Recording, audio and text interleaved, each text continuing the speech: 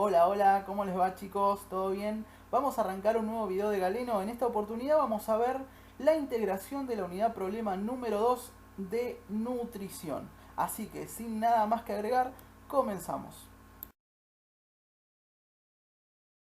¿Por qué nos alimentamos? ¿Cuál es el objetivo de la alimentación? ¿Podemos sobrevivir sin los alimentos? Tenemos que tener en cuenta que todo lo que nosotros consumimos lo hacemos para obtener nutrientes. Bien, obviamente el concepto de alimentos y el concepto de nutrientes lo vamos a ver en otra unidad problema.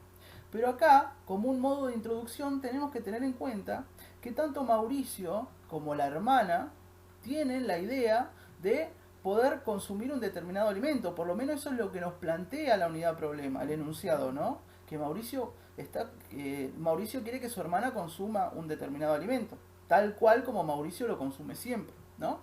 Entonces tenemos que tener en cuenta que cada alimento que consumimos tiene determinados nutrientes, ¿bien? Esos nutrientes pueden ser muchos, pueden ser escasos, ¿bien? Pero cada alimento tiene un determinado nutriente. ¿Por qué nosotros consumimos estos nutrientes? ¿Qué nos van a dar estos nutrientes a nuestro organismo? Muy bien, nos van a dar energía. Pero tenemos que tener en cuenta que no solamente basta con consumir estos nutrientes y ya obtenemos energía de la nada, sino que hay un gran proceso atrás de la obtención de esta energía. Y aparte que hay un gran proceso, hay muchos agentes responsables de que esta energía se pueda producir en nuestras células. Entonces no solamente basta con decir que los nutrientes nos proporcionan energía, ya que hay factores tanto internos como externos que van a hacer posible que esta energía sea creada a partir de nuestras células somáticas. Bien, entonces para que nosotros podamos transformar estos nutrientes en energía, necesitamos absorberlos. Bien, fíjense entonces, para poder absorber estos nutrientes, tenemos un sistema biológico determinado que tiene la capacidad de poder hacer estas dos funciones importantes. ¿Cuáles son estas dos funciones importantes? Es la digestión y la motilidad. Hay un sistema biológico determinado que me genera digestión y motilidad. ¿Para qué? Para que este mismo sistema pueda proporcionar la absorción de estos nutrientes. Recuerden que si estos nutrientes no ingresan a nuestro organismo directamente, no van a poder ser transformados en energía. Entonces, ¿cómo se llama este sistema biológico determinado? Se llama sistema digestivo o también llamado sistema gastrointestinal. Bien, este sistema digestivo va a tener tres funciones entonces, chicos. Por un lado, la digestión, bien, la motilidad y la absorción.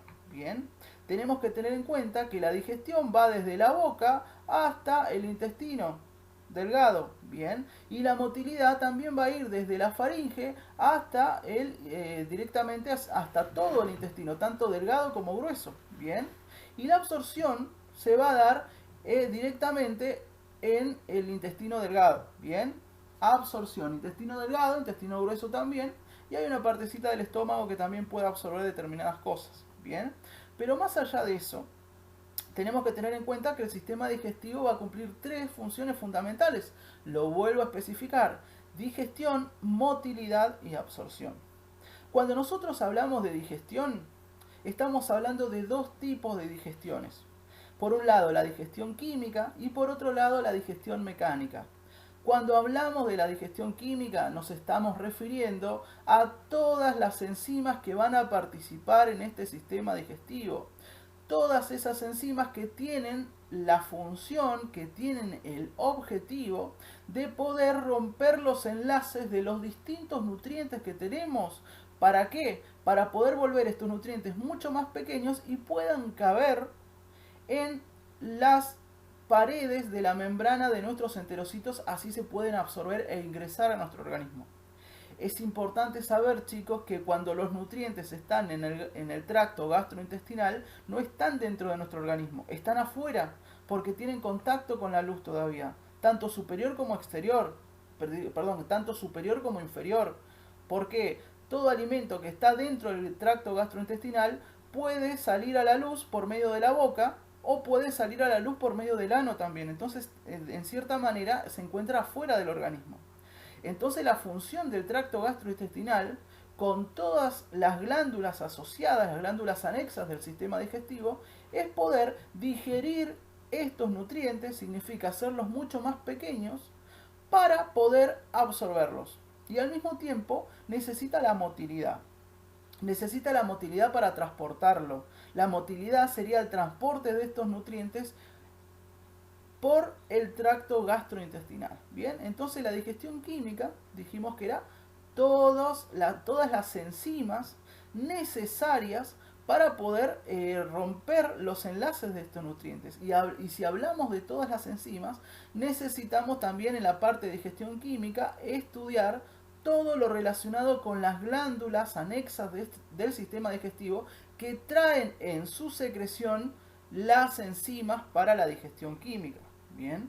Y cuando hablamos de digestión mecánica, estamos hablando exclusivamente de la cavidad bucal, ya que en la cavidad bucal, tanto la mandíbula, los dientes, la lengua, bien, tienen como función poder romper este alimento, poder desdoblar estos alimentos. Entonces, cuando hablamos de digestión mecánica, estamos hablando de digestión de alimentos, de romper estos alimentos y hacerlos mucho más pequeños. Mientras que cuando hablamos de digestión química, estamos hablando puramente de nutrientes, no del alimento en sí. Bien. Entonces, para que nuestro sistema digestivo pueda lograr con éxito su función, su objetivo de absorber la mayor cantidad de nutrientes, este sistema digestivo necesita tener una buena motilidad, como así también una buena digestión. Cuando hablamos de motilidad, chicos, nos referimos a la segmentación, como así también el peristaltismo de la capa muscular de nuestro tracto gastrointestinal. Bien. Entonces, fíjense, el sistema digestivo tiene la función de poder absorber la mayor cantidad de nutrientes. Bien, pero una vez que se absorben, ya el sistema digestivo cumplió con su objetivo. Pero todavía no obtenemos energía acá. No obtenemos esa energía para poder llevar adelante nuestras funciones vitales. Entonces, el sistema digestivo es uno de los responsables de la obtención de energía, pero no es el responsable determinante, ya que, fíjense, una vez que se absorben los nutrientes a partir del enterocito, estos nutrientes van a ir a dos lugares distintos. Esos nutrientes van a viajar o por sangre o por linfa. Significa que van a ir al torrente sanguíneo o se van a ir al conducto torácico, que es donde se almacena la mayor cantidad de linfa del cuerpo. Una vez que estos nutrientes van al torrente sanguíneo y a la linfa, van a ir por sangre después directamente al hígado. Y el hígado va a cumplir una función determinante en este sentido. El hígado es el que redistribuye todos los nutrientes que llegaron, los va a redistribuir en el cuerpo de acuerdo a la necesidad de cada órgano, de acuerdo a la necesidad de cada célula. Entonces el hígado actúa como una especie de distribuidor general. Entonces, ¿qué hace el hígado? Le distribuye los nutrientes a todas las células somáticas del cuerpo de acuerdo a las necesidades y a la función de cada célula. Y cada célula por sí sola, bien, es capaz de, con estos nutrientes que le dio el hígado, cada célula por medio de las distintas organelas que posee, es capaz de transformarla en energía. Fíjense todo el camino que tiene que tomar este nutriente para transformarse en energía. Y no es necesariamente que metes un nutriente en la boca y ya te proporciona energía, sino que necesitamos un sistema digestivo en buenas condiciones, un sistema digestivo maduro, como así también necesitamos un metabolismo que incluye a todas las enzimas del cuerpo, que incluye a todas las células del cuerpo en buen estado, para que se pueda transformar en energía. Entonces, el absorber nutrientes no me garantiza tener la energía necesaria, sino que también debo tener mi hígado en buen funcionamiento, mis células somáticas en buen funcionamiento y una buena distribución de tanto de sangre como de linfa en el cuerpo. Entonces tenemos que tener en cuenta que el consumo de alimentos para obtener nutrientes y con esta energía no solamente depende de nuestro sistema digestivo, sino que también depende de otros factores como el hígado, como las células, como la sangre, la linfa. ¿Se entiende? Entonces, para que la hermana de Mauricio pueda consumir esta galletita que vendría a ser un alimento que trae determinados nutrientes, debe poseer medianamente un sistema digestivo maduro, como así también un hígado maduro, las células determinadas maduras, para poder obtener energía a partir de esa galleta. Bien. En otras palabras, lo primero que tiene que tener es un sistema digestivo para poder lograr la absorción. Si la hermana de Mauricio no tiene un sistema digestivo maduro, quizás la absorción no la va a poder hacer porque no se va a digerir bien esa galleta. O puede digerirse bien y la absorción está perfecto, pero si la motilidad está afectada, tampoco esos nutrientes van a poder llegar al intestino. Bien, entonces a partir de esta premisa, chicos, tenemos que tener en cuenta que vamos a hablar de dos tipos de sistema digestivo. Por un lado, en esta unidad problema vamos a hablar del sistema digestivo totalmente maduro, con todas sus funciones y en su punto óptimo.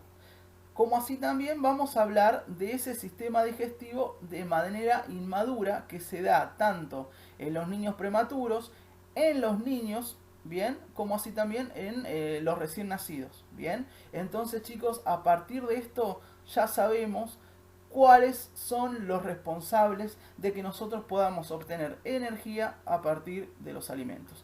¿Qué es lo que coloqué acá como reseña o como resumen de lo que hablamos? Lo siguiente: la obtención de energía por parte de nuestro organismo no solo depende de nuestro metabolismo. A ver, vamos a leerlo de vuelta. La obtención de energía por parte de nuestro organismo no solo depende de nuestro metabolismo, sino también del adecuado transporte, digestión y absorción de nutrientes por parte de nuestro sistema digestivo. Bien, me había trabado hace un ratito, perdón. Pero bueno, ¿se entendió esto? Entonces a partir de esto continuamos.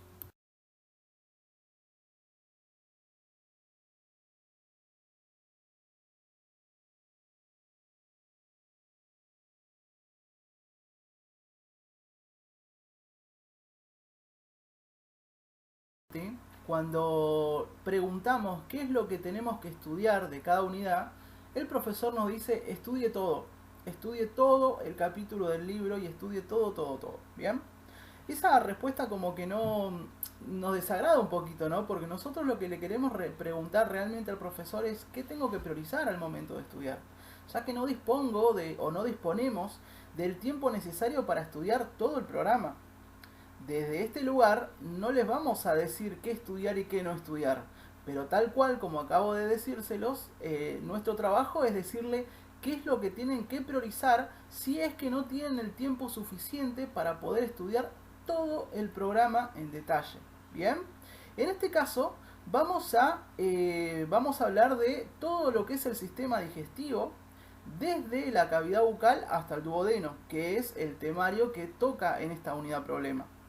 Obviamente, nosotros nos dicen o vemos la unidad problema número 2 de nutrición y decimos, bueno, tengo que estudiar todo fisiología, anato e histo. Todo. Bien. En realidad sí, chicos, tienen que estudiar todo. Mientras más estudien, muchísimo mejor.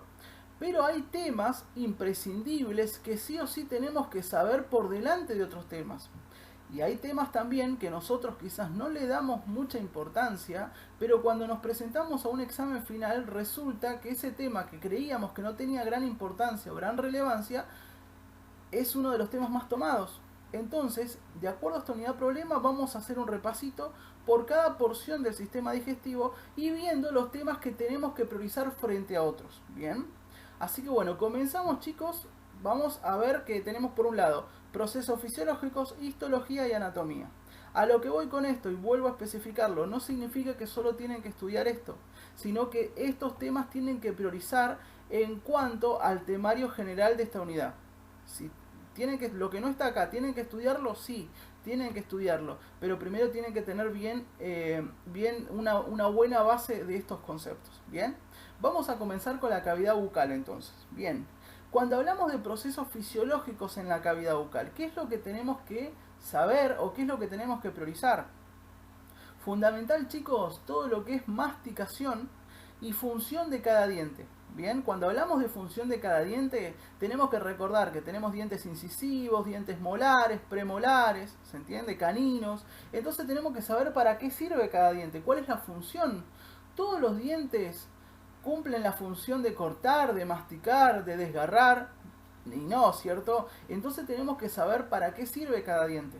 Bien, y cada uno de estos dientes va a ser responsable de directamente de la alimentación que tengamos. Entonces, de acuerdo a los dientes que nosotros tengamos como seres humanos, obviamente nos da una idea de cuál es la alimentación del ser humano. Vemos a cualquier animal que tiene otro tipo de dientes y nos damos cuenta a partir de los dientes que tiene cuál es la alimentación que tiene que llevar adelante. ¿Se entiende? Es por eso es importante en cuanto a la evolución humana los tipos de dientes que poseemos. Y obviamente, ya que estamos, decir cuántos dientes tiene un niño, cuántos dientes tiene un adulto o cuántos dientes se espera que tengan. ¿Bien? Bueno, entonces todo lo que es masticación y función de cada diente es fundamental. Como así también en lo que es cavidad bucal, dentro de lo que es proceso fisiológico, tenemos que tener en cuenta la acción enzimática. Entonces tenemos que saber bien todo lo relacionado con la amilasa salival y la lipasa salival. Bien, estas dos enzimas que son secretadas a partir de la parótida. Bien, desde el lado de histología, ¿qué es lo fundamental o qué es lo priorizable en este momento? El epitelio de los paladares. Bien, ¿a qué me refiero con epitelio de los paladares? Hay partes del paladar que tiene epitelio queratinizado y hay otra parte que no tiene epitelio queratinizado, sino que tiene mucosa. Entonces tenemos que saber discernir, tenemos que saber darnos cuenta el por qué en una porción hay queratina y en otra porción no hay queratina. Bien, entonces tratemos de meter nuestra atención en eso. Bien, ¿qué otra cosa? Lo que es labios, el epitelio de los labios también y de las glándulas salivales. Entonces, cuando de la parte de histología es fundamental que estudiemos tanto las glándulas salivales mayores con las glándulas salivales menores. Bien, es importante saber los tipos de saliva. Bien, cuando hablamos de estas glándulas, recordemos que tenemos dos tipos de saliva. Bien, hay una saliva que es más concentrada y otra que no es tan concentrada. Hay una saliva que tiene enzimas y la otra que no posee enzimas. Entonces, cuando hablamos de glándulas salivales, estudiemos y tratemos de ver los tipos de saliva que secretan este tipo de glándulas y aprendamos a clasificarlos. Bien, vamos por la parte de anato.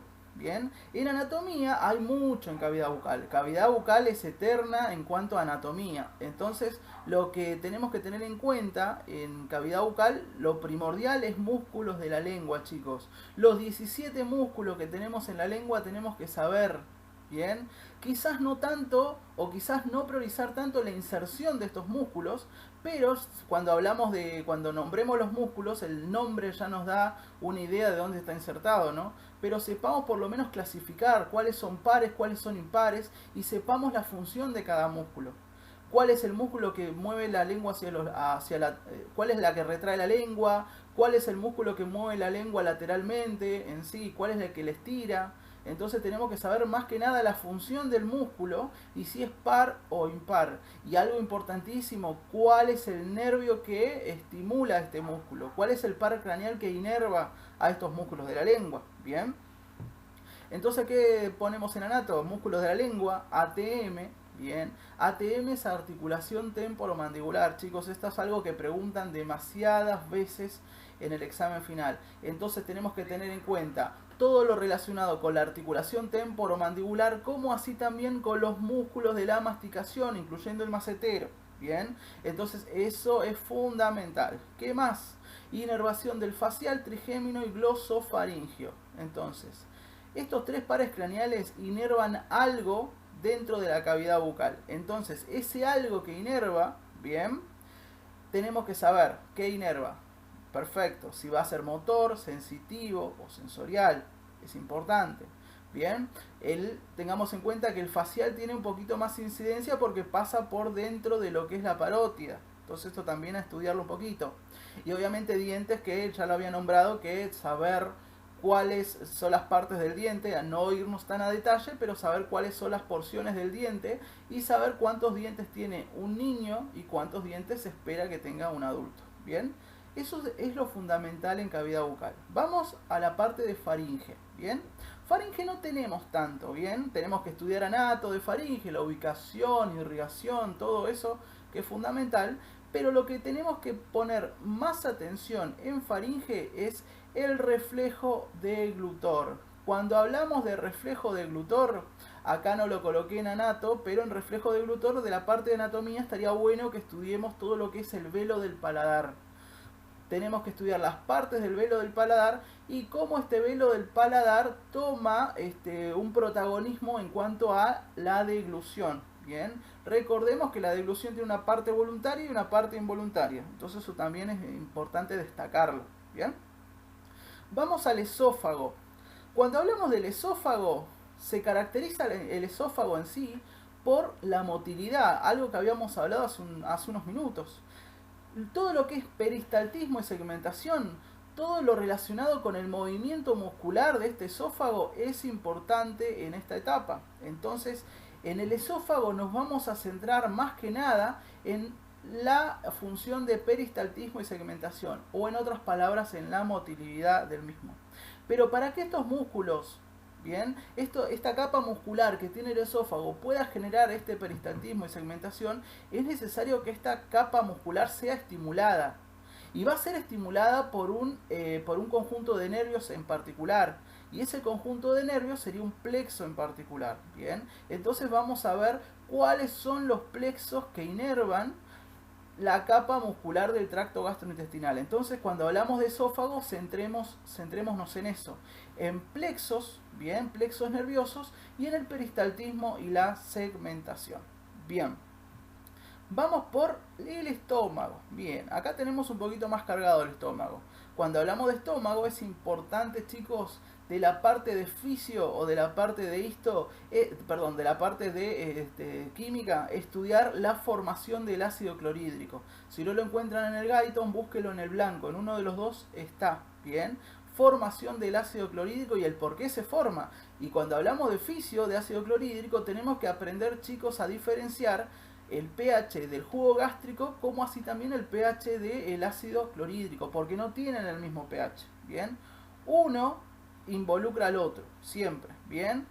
¿Qué otra cosa de la parte de histología? De la parte de histo tenemos que tener en cuenta en estómago estudiar bien las células principales, bien, y los simógenos, bien.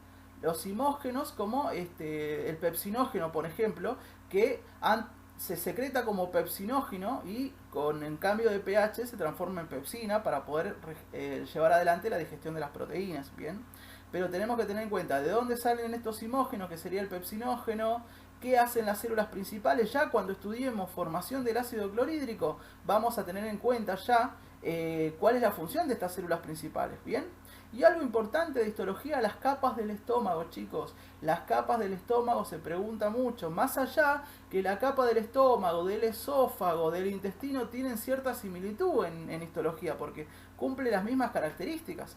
Pero en cuanto a proporción o a grosor de las capas hay una diferencia bastante importante. Entonces tenemos que estudiar las capas del estómago, como así también las porciones del estómago. Bien, en la parte de anatomía estudiamos entonces ubicación y división del estómago. Entonces tenemos que saber ubicar el cuerpo, el cardias del estómago, ¿se entiende?